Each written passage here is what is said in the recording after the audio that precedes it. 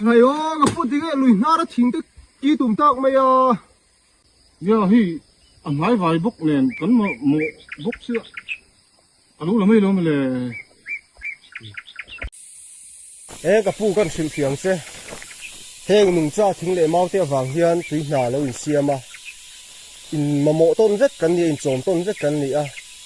rắm ngô cần tị chơi đều chuan thính lệ mau cần tùy chân lai tên kia nè giờ mua mình điểm sân à để xin tan har sân nó tắm tắc mình nó xiêm đón xin ê nè mò tiếng lắm bằng chữ cả lỗ ngày tuổi ngày đấy là hình nè sầm nga cần bèn về to à tiếng lắm bằng hít nó rất là cả in dìu tiệt tan à thật lẽ mày